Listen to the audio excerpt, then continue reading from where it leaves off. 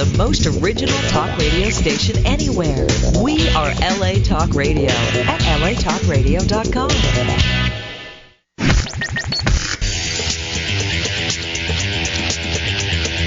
You're listening to Question Reality. Question Reality with Priscilla Leona. Priscilla Leona. Only on LA Talk Radio. Hi, welcome to Question Reality. I'm your host, Priscilla Leona, and we are coming to you live from Los Angeles, California. Our show is broadcast every Sunday from 5 p.m. to 5:50 p.m. Pacific Standard Time. Now, if this is your first time tuning in, our show will help you to question your career reality. Now, this show is for you if you were, are, or might be interested in considering a career in the entertainment industry. Our guests will provide advice, tips, and resource information on how and what it takes to successfully pursue a career in show business. Our guests work in various professions of entertainment, so that means that we will definitely have someone on the show sooner or later from a career that you are interested. If you want to check out our past guests, read their bios, listen to their interview instantly, or download one of the shows, go to the LA Talk Radio website, latalkradio.com. If you're listening live, you're already there. Click on the link at the top of the website that says Channel 1, scroll down, look for the graphic of our show, Question Reality, and click the link. And this takes you directly to our Question Reality, our archive page. And there you can view the list of all of our past guests. Our shows are also available for download on iTunes under the podcast section and also on a website called Stitcher.com. Fantastic websites. And you just type in Question Reality Radio in the search box and we should come up. We're there. We've been there since 2008. It's there. Just go there. Now, if you want to find out about our future guests, which takes you from January all the way to June of next year, you want to visit the official Question Reality website. That address is questionrealityshow.com, questionrealityshow.com, and you can see all of the fantastic, incredible guests that are going to be with us next year. Now, as always, we have a great, if I say that one more time, I think I'm going to spit. Great guest for you today. It's actually two people. It is a original high-energy female indie rock band called, I hope I get this right, Virago. They're going to correct me on it because I'm sure I blew that. Virago. And that is, it consists of Amy Schindler and Marie. Oh, my God. Inject that in, Marie. Marie, inject that Mary. in. Mary. God, you think I'm still drunk on wild turkey from the birthday party last Saturday. I still have the fumes going on. I can't pronounce anything. You need to lay off that stuff. I know. Well, say your last name. Tashin. There you go. Mary Tashin. There you go, Mary Tashin. And let's go to their website right now so we can check that out. It is spelled V as in Victor, IRAGO music.com. And is that pronounced Virago? I think Virago is, that's what we always say. Virago. Well, let's call it that again today. Yeah, all right, good. Sounds good. We are going to be talking with them. Some of the discussion topics that we're going to be talking about today is we are going to ask the questions, what do you think the secret is to keeping a band together for a long period of time? We're going to ask them, how do you produce a CD of songs without on a low budget or without sacrificing quality? We're going to ask them, what's the best recording software and equipment? What are some of the best gig venues? And we will also be playing a track, very exciting for me, from their latest album. And this song is called Love Over Fear. And the song is really, really good. So you got to stay tuned. We're going to play that about 5:30.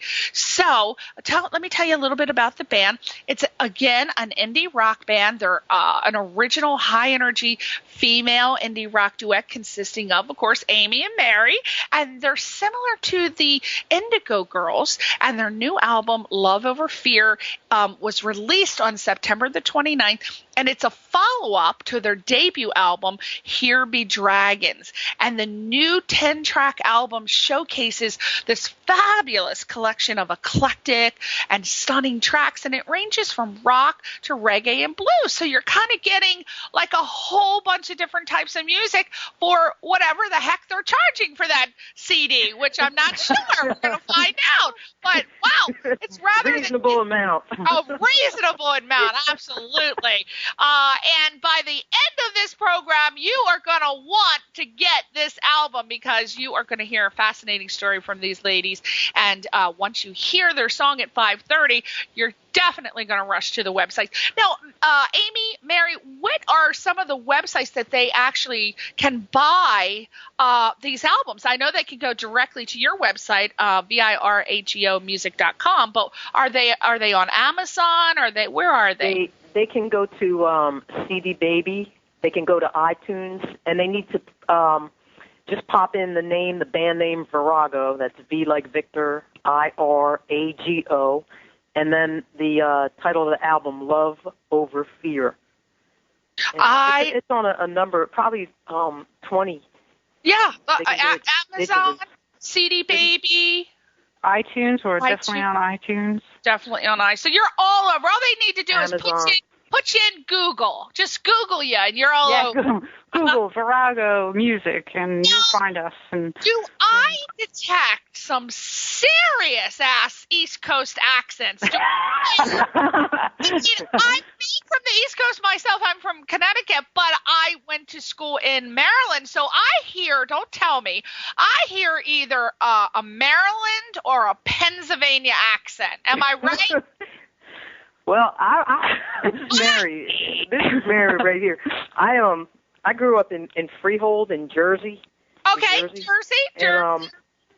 And a lot of times, more so than not, people have said that I sound like I'm from the South or from Maryland, that kind of thing. And I think it's just like that Freehold. It's like a Freehold twang.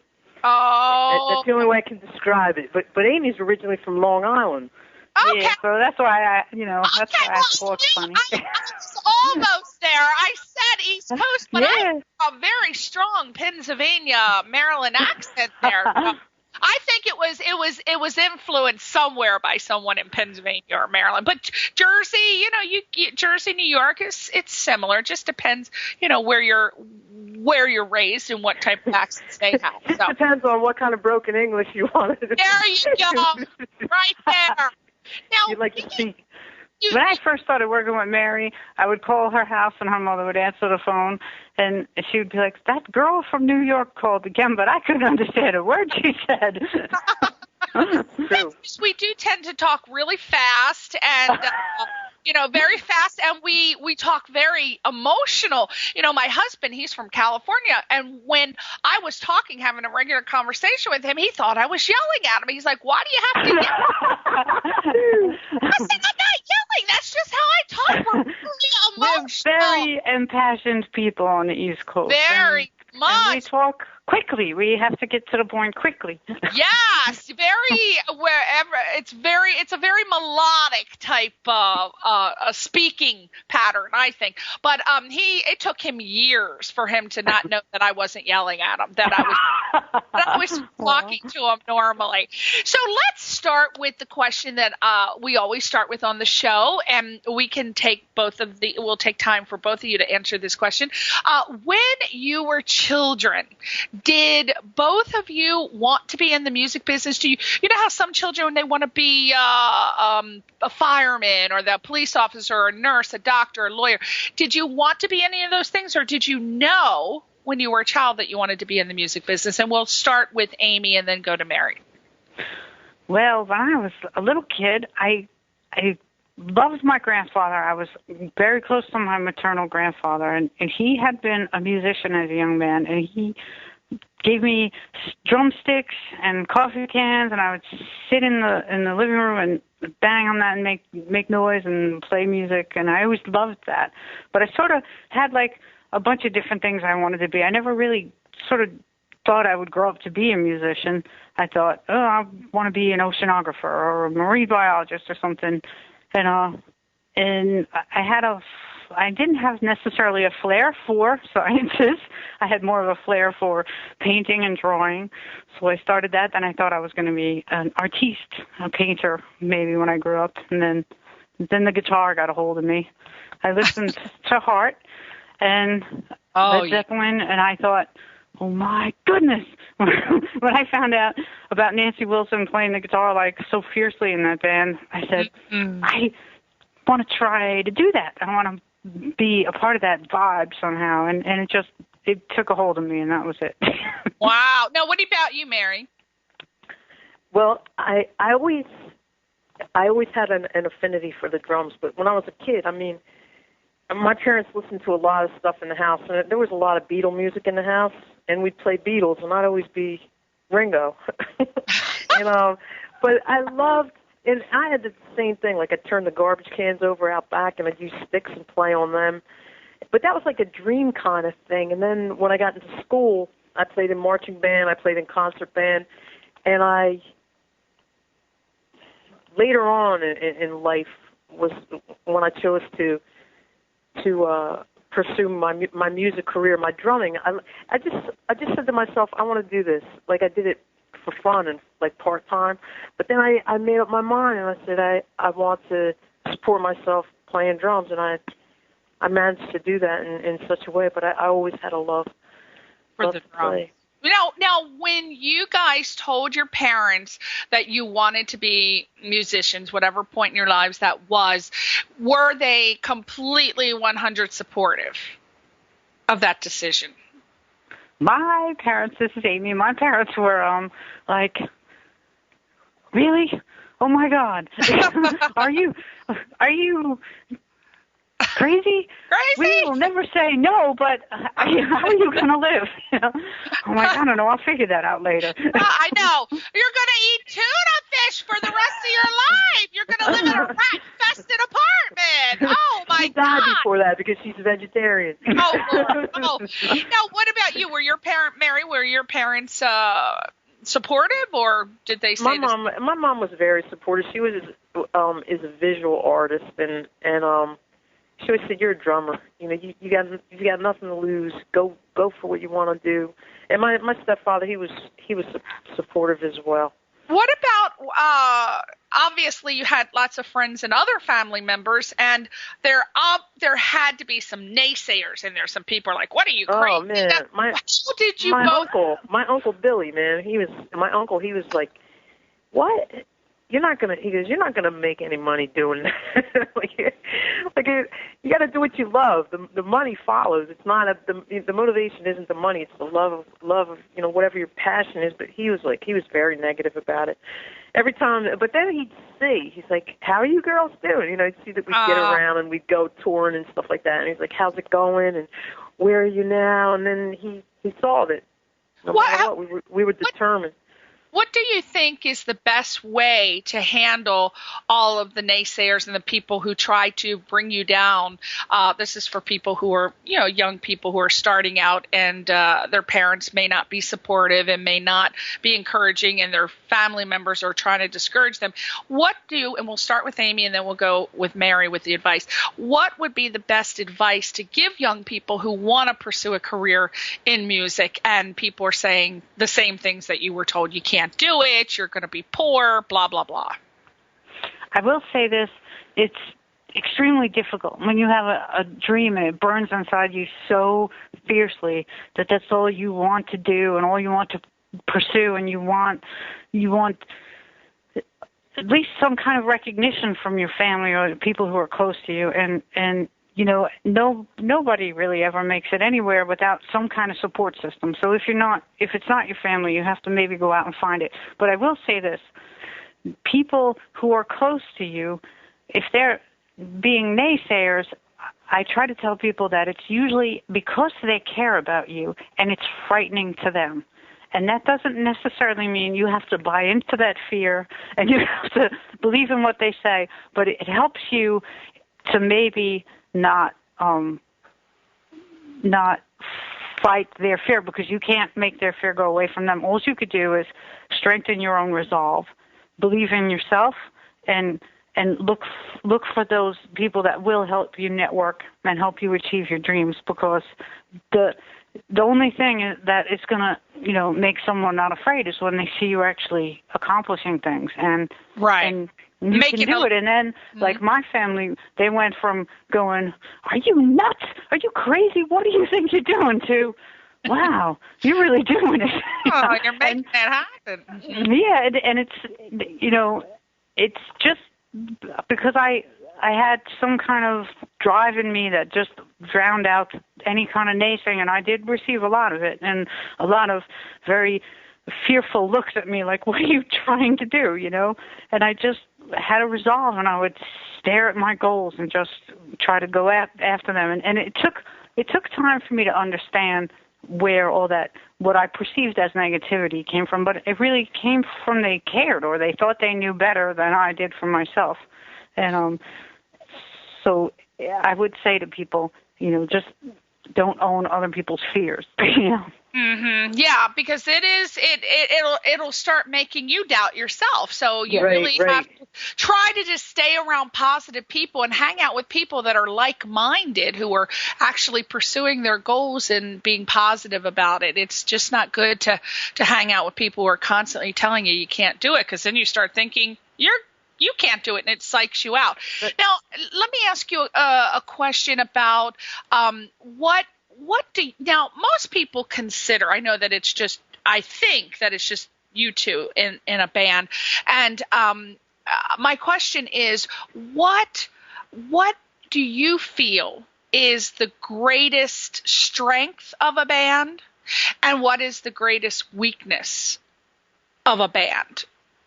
And how do you accomplish the greatness part, and how do you stay away from the weakness as a band? And that could be with the two of you together, or what you've seen in other bands. The greatest strength of the band is to carry on, even through the highs, the lows, and whatever comes, and to continue to make music and create and evolve.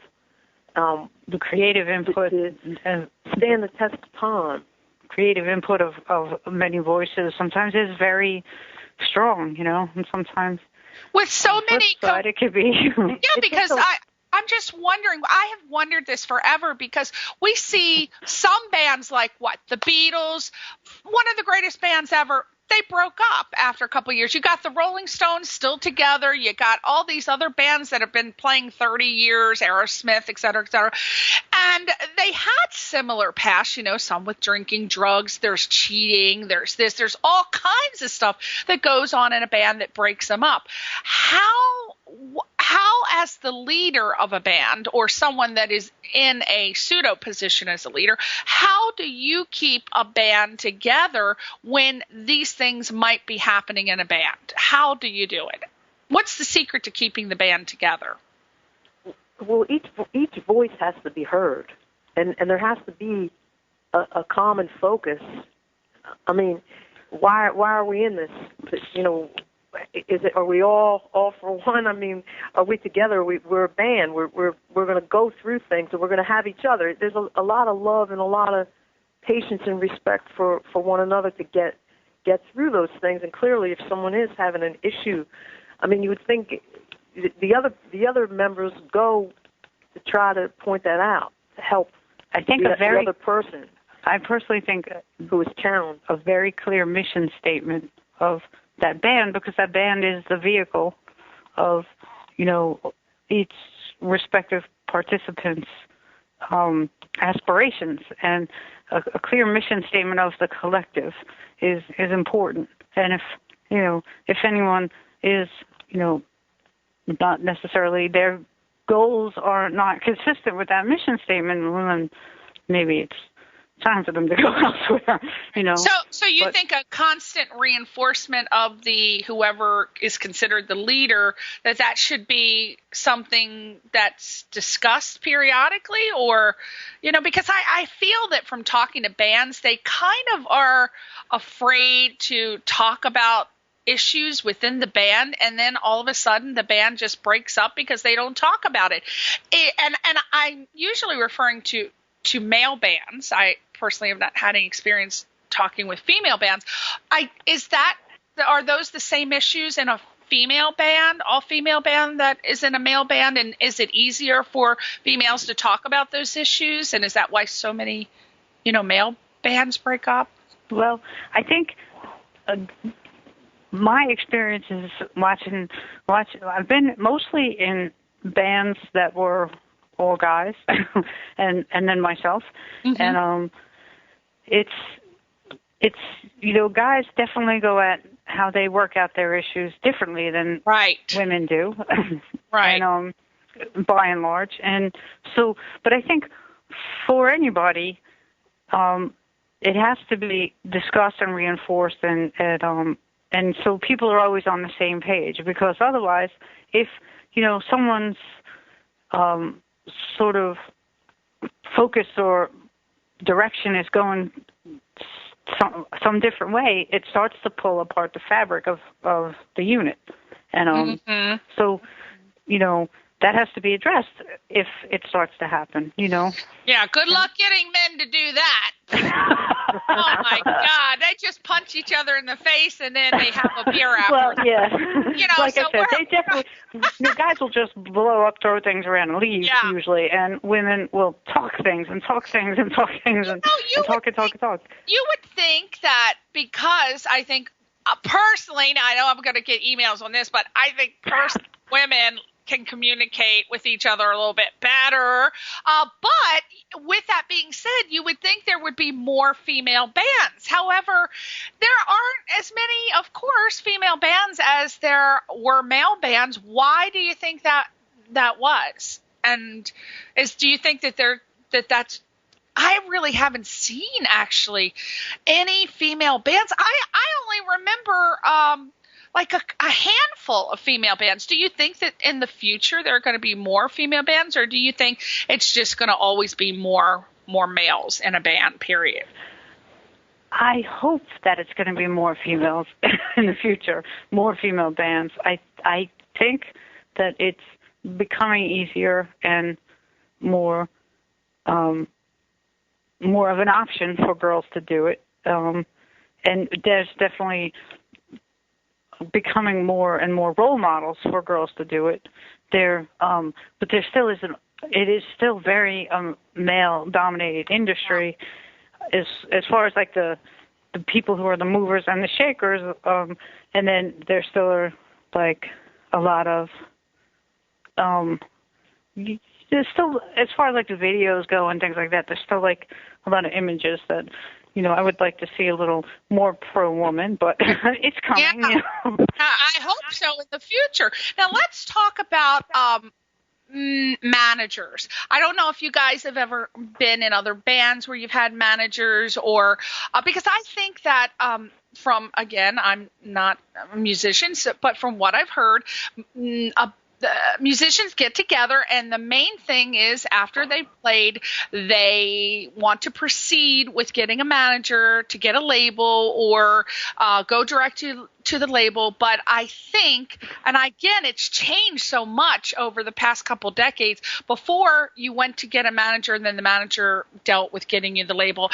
I don't know what the process is anymore. I've been so out of the loop. But what qualities, if you were seeking out a manager, what qualities should you look for that you would consider a successful manager or label to have, that you would join or want to be part of their association? Well, let's start with a manager. What qualities should they have that that they're taking you down the right path? Well, I feel like somebody who would, again, reinforce the vision, discuss with us about the best ways to go, and then pick up the ball and run with it and help us, run in those directions with networking and contacts, and helping us seek out and scoring gigs and showcases that'll keep bringing us along further and further Now, when you're first starting out, of course, the big managers are with the big bands, and you may be a little intimidated to go directly towards the big manager. So I understand that bands start out with just hoping to get somebody that believes in their music and just kind of wants to be the band manager and does all the administrative part, because the musicians don't usually want to deal with all that nonsense. It's very time consuming. It takes when you want to just make music, it's like, I don't want to do all this other stuff. No, because you know what?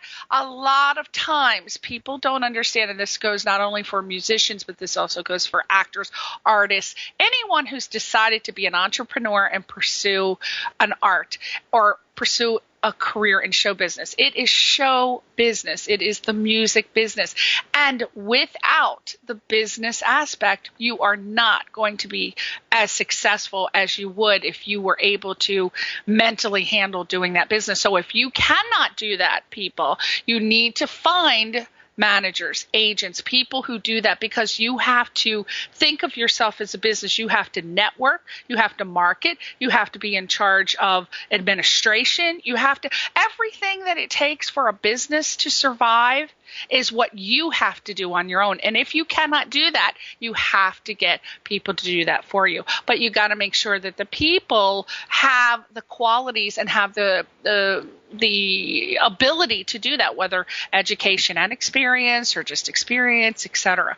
So when you're looking for a successful manager, I would imagine for a band, you would have, and again, you guys can help me out, you would want them to have successfully taken a band from point A to point B, and have that experience. So that's what you look for, that they have experience with other bands. So you want to say, hey, what can you do for us? What have you done for other bands? Is that right? Prove their track record. Mm-hmm. And that would also suggest that they already have some networking in the business already, and they have to have a good relationship. Managers and agents are often, there's just a disconnect sometimes between the label, the manager, the agent, and the talent. So you have to have a person who really is friendly and a people person, not rude and arrogant and pompous and comes across. Because the fact of the matter is every piece of the pie, so to speak, in the business, every kind of aspect of it, facet, they all have their respective interests that they're looking out for. So a manager is someone who has the overarching vision to kind of know that when they're talking to the artist cares about their songs. When they're talking to the label cares about their reputation and their bottom line. So a good manager is going to very adeptly put together all those pieces and kind of be very proactive depending on, who they're talking to. And that's, something I look for in people, because it's, it is, like you said, the music business, and it takes all of the parts of the music business for it to work. Yes. Including, the audience and the fans. They're I would say, right up there as most important, because if it's not for them, we don't have anyone to play to. That's right. That's right. It's a catch-22 situation, because the artist just wants to play and create, and everything's very ethereal. But without somebody doing the administrative part, which is booking the place, which falls under administration, making sure that they network the band, making sure that people come, then how the heck are they going to be there? That takes administration. You cannot have one without the other. Right, so exactly. Please, musicians, do not fall behind and think someone else is going to do your business for you. Starting out by yourself, you have to think of the business aspect first. You have to take a couple business classes if it does not come to you. Use your common sense and until you Absolutely. can get a good manager. Because if you don't network yourself, you don't have anybody doing it for you, nobody's going to know who the hell you are, and you will be playing the coffee shops forever, and that's what you're going to do. So don't cry about it later if you did not take time to get someone to promote you. And it takes money. It takes money to make money. Unfortunately, absolutely. You have to invest in yourself. And you have to. You have to, and not, I mean, everything has to be in a balance. It takes money to make money. And so you have to do it in a balanced fashion and grow your business like any other person would grow their business. Yeah, you have to spend. It doesn't matter if you're making donuts. You have to spend money on flyers and this and that, and you got to get somebody to do it for you. It does take the administration to do that. Public relations is very important. Yes, we do need a good PR person like Mr. Stephen Levine. Grapevine PR. Yeah, he was at my birthday party last Saturday night. I hope I didn't scare him away with that wild turkey flowing down my. I can tell there's going to be stories out of that one.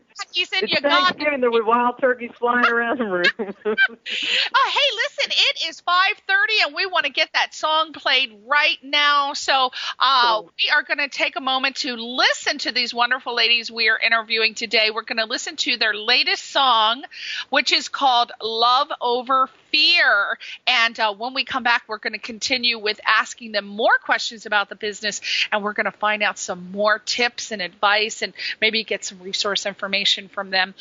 So without further ado, let's play the song. You hear that East Coast accent coming out? Oh, that's the title track of our CD. Yes, Love Over Fear. Love Over Fear. Thank you. Thanks, Priscilla. Okay, let's hit it, Ronan.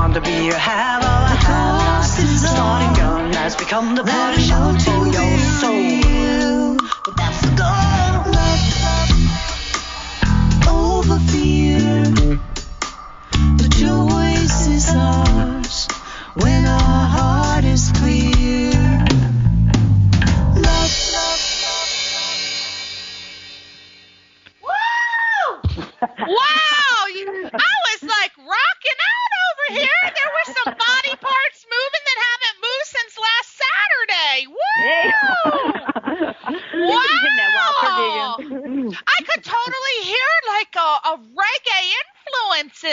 for sure. Was that? Am I right about that? Oh, yeah. You're absolutely right. Wow. I love Bob Marley. My God, it was so good. No, wait a minute. Well, Now, Mary, you play drums, and I guess you, Amy, you play guitar, right? Yes. Yep. Okay, Absolutely. so are there other? I heard other instruments in there. Do you just play with other band members that you hire, or do you have like a full 5-piece, 6-piece band? No, actually, we chose this time to hire a producer, and we used Sonia of Disappear Fear out of Baltimore. She's based in Baltimore, and she got us this wonderful bass player, Susan Charnley from Nashville, and she came up to Baltimore and rehearsed with us, and we had sent her some pre-recorded demo stuff, very, very rough demos, and she came in and just she laid down the tracks quick. She flew in, and then it was like a whirlwind. She laid down the tracks all in one day. It was amazing. It really was. She just, Wow. Off she went. I was like, was there just a bass player here? But she was so amazing. We were on sweating bullets till that cab pulled up. It was like she had to catch another flight from Baltimore to Maine. So what were the instruments? There was guitar, bass, drums. I heard some other things in there. You were hearing the wood block. That's a wood block on the drum set above the hi-hat. Oh. Yeah, and It sounded like a little, was that little cowbell in there? A little triangle maybe? I heard the ding, ding. Wood block, and then the guitar. Wood block, I don't know what that is, but it's well, actually it's you call it clave. It's big in Latin instruments, but this one is like it sits up on the hi-hat. Oh, so it's part of the drum set. Okay. Yeah. Right. It's like a little attachment that you can put on. So wow. I use that. I like that. I'm going to have to go find the wood block on the drum set and see what it looks like. Now, what? So this is just one of the songs on your latest album.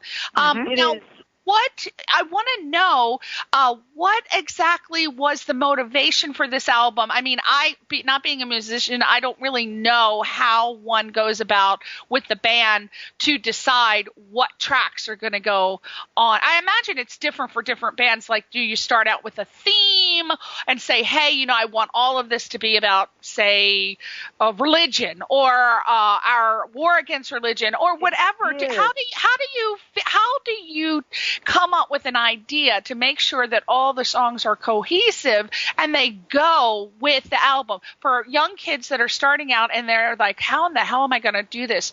How do you even get started with the music making process? You can't even think. The artist doesn't even really need to think about that. They need to get their ideas down. And the way the album was written, just through life experiences, and it wasn't, everything kind of like flowed into it like tells a story, even though there's a little reggae in there. There's rock and blues, and there is a Latin song. It will fall into place. You just get the idea down and so write down. So basically, if you're starting out and you want to write your own music, you just take experiences from your life or what you feel, and you just write it down and turn it into a song. But I know songs they used to be really rhymey, and now they're like novels, and some of them don't even rhyme. And I don't even know what that's about. That's about wild turkey. Did you notice it used to be every song used to rhyme, and then there's some type of music, and I don't know exactly what that type is, but the songs aren't exactly rhyming anymore. They're just telling a story, but they're not rhyming. And I'm like, how did they do that? Because usually there's like 1, 2, 3 sort of flow with it, if you know what I mean. That kind of a little formula. I don't know. Yeah, formula. There are some amazing songwriters. I mean, I heard some songs that don't rhyme, and it's like, well, They don't okay. need But then I've heard some other songs that are like more story kind of songs, and it's amazing how with economy of words that someone can, put into my head such a full experience of something, a scene or a character or a situation. And I love those kind of people, and I want to just go be by them or read their stuff and everything, because I learned so much from that. It's quite amazing, because usually I think it would be easier. Again, I'm not a musician, but I would think it would be easier to write a song if it rhymed, for it to get the music, the instruments to kind of go along with it. And I think it would probably be harder if you were doing a song that didn't rhyme. How would you put the music to that? I don't know. It's just me, but I would imagine that would be harder. Let me ask you girls, because we're getting late. I told you this was going to feel like 10 minutes. Ooh, it's been flying by. This is pretty awesome. I told you it was going to go really, really fast. How do you produce a CD of songs on a budget without sacrificing quality? Because if you don't have a lot of money, you would think that it's really not going to be top quality. But I have heard some seriously good songs produced on a low budget. How do you do it? Here's what you got to do. You've got to shop around, and these are upcoming artists, these upcoming bands. You're going to do yourself a great service if you find a producer that you trust. You find a producer and find one that you trust and let them do their thing, because you need someone else's ears on your music. You need to do that. And if you look around, I mean, Amy and I, we're from Jersey, and we looked around at all different studios. We knew Sonia. We had been on the same gigs as she had for a number of years, and we looked at different studios in Jersey. And then we were at this Virginia Women's Music Festival. We played there together, and then we played at Sister Space in Darlington, Maryland, and we were having lunch. And I just asked her, I said, "Where do you record?" And she goes, "I record in a number of different places, but I like to use the Deep End in Baltimore with Tony Corelli." So she said, "Why?" And I said, "Well, we're going to do our next album." And I said, "We're shopping around for a studio that we feel comfortable in. We haven't quite found the right one." We went down there, loved the studio, loved the guy. And he was great. He was great. It was affordable. And Sonia made a lot happen for us. I mean, she hooked us up. We could stay down there. We stayed with one of her friends. And a big bonus is Tony is also a fabulous keyboard player. So he contributed the keyboard parts on the CD for us. So it's kind of the bonus. Kind of like asking around and getting word of mouth from people who have worked with him, because how can you trust someone if you never worked with them? You don't know what they're like. You'll get a vibration. You got to go by your intuition, your gut feeling. Like we didn't feel it in any of the studios, and we had actually interviewed a lot of people. We went and met people, and there were a lot of people that had a lot of good things to offer, and it just always felt a little not right, and we're like, okay. So in retrospect, it kind of seemed like things kept getting in the way of those other people, because it didn't feel like that spark. And then when we took the trip down to meet Tony, and we listened to the things he had to say, and we talked to him for a while, and listened to his studio. And his studio is, was a good size, and it was, comfortable, and it just that lit a spark in us, and then all of a sudden the project started to move forward. What about the if you are, because you guys are at a level now, you have your own PR agent, so you're on the upper echelon of the music business. You're far away from the beginners. Let's talk beginners, because we want to give advice to people who are just starting out. What do you feel is the best recording software and equipment for a young person who wants to make a song or make an album, doesn't have any money? Take us back to the old style. Well, I will tell you that I personally am not like a big gadget person. I'm not a big techno person. So when, on the last album and the first album, when I would go to demo things, I had old 4-track. analog with a cassette tape. And what the Beatles used. Mm-hmm. Exactly. So I would demo on that, and I would do anything and everything to kind of catalog my ideas. I kept a little book. I'd write on napkins, and then I would call my voicemail and sing melody lines from I like it. Just to keep the ideas going and just not to, because I always be like, oh, that was a good idea, I'll remember it. And then by the time I'd get home, pull in the driveway, I'm like, yeah. What was that thing? So I'd just call my voicemail and sing, here's that idea, la, la, la. And then just to get it down, then I would demo things on, little tape recorders. And now I know a lot of people have very good results from GarageBand software. I think is a Mac thing, which I have not personally used yet, but I have heard a lot of people talk that up well. And of course, Pro Tools. That's if you have a little more wherewithal and a little more money too. So that's pretty expensive. So software is really expensive. So I will share this with you. Mary was very nice to give me the gift of a digital Boss recorder, and I'm going to learn how to push those buttons to do my demos digitally for the next one. Oh, it's so hard. Technology just keeps changing constantly. I think it's probably going to be a lot easier for young people to adjust to making their songs on this software because, if you're 30 or over, I mean, this software is just coming in fast and furious. It's enough. It's unbelievable. And kids in kindergarten, they're just so digitally acclimated. So they just buzz right through things. Yeah.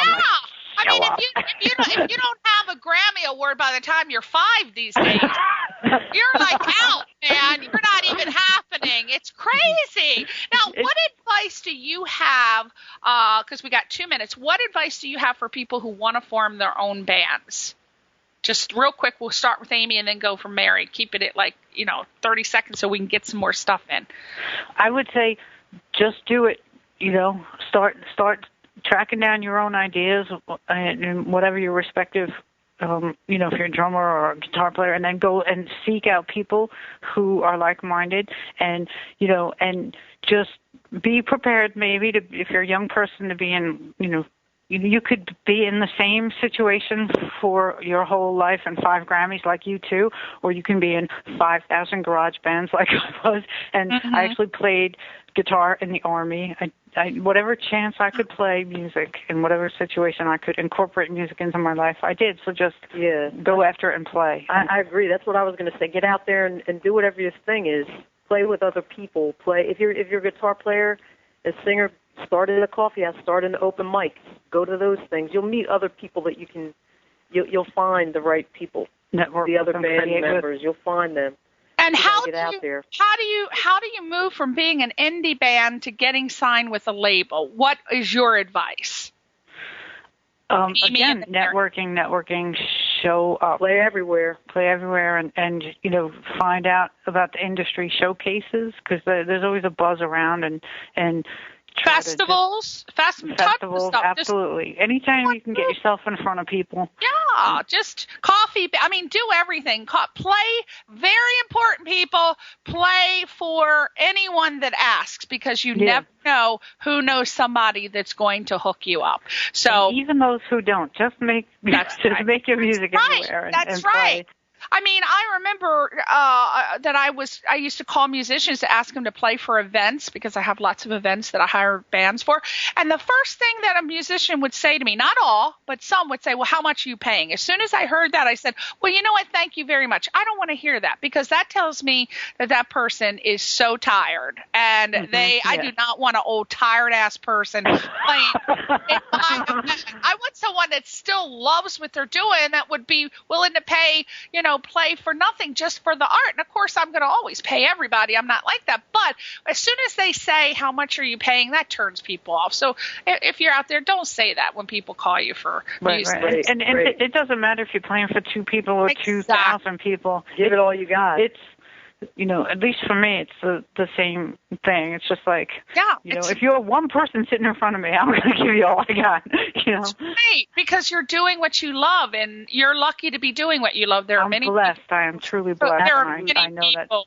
Yeah, there are many people who are physically unable to do what they love, or you have a handicap and you can't do what you love. Mm-hmm. So if you're able to do it, be happy that you're able to do it. Now, lastly, we want to make sure everybody knows where we can get your music. We can go to your website, which is V as in Victor, IRAGO music.com, and I'm sure they can buy it there, or they can go to iTunes, or they can go to Amazon, or they can just CD type in your names. CD Baby, huge. Yep, you have to put in Love Over Fear and Virago. My friend used to own CD Baby, and he sold it for millions and millions and millions and millions and millions of dollars, and now he just travels all over the world. But they've really taken it in a great direction. I haven't been there since that's sold, cool. But very wonderful. So go to cdbaby.com, Amazon, check them out. They're two awesome chicks with East Coast accents. Priscilla, can I share this with you? I need to share this with everybody out there listening. We're so excited. We're so excited because we've been nominated for an Out Music Award. Love Over Fear was nominated for Best International Song of the Year. Wow. Do you know what the Out Music Awards are? Yes, I'm hip. So I wanted to share that with you. So there were two nominations. We were contacted to come out to Vegas for the awards on December 16th. It was Love Over Fear Best International Song and Love Over Fear Best Producers. We've been nominated for Best Producer of the Year. So I'm so excited about it. Oh, my God, that is awesome. See that? Now you people have to buy their music because they've been nominated for the International Award. Well, you know what? You girls have to come back next year, so talk to Steve and tell him, I want to come back on Priscilla's show before it's all booked, because we're booked till June. So tell Steve you want to come back on the show. Thank you both so much, Amy and Mary, for your wonderful advice.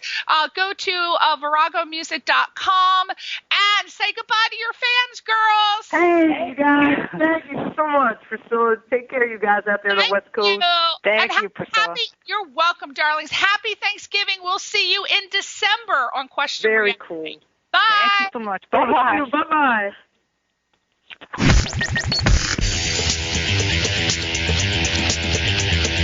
You're listening to Question Reality. Question Reality with Priscilla Leona. Only on LA Talk Radio.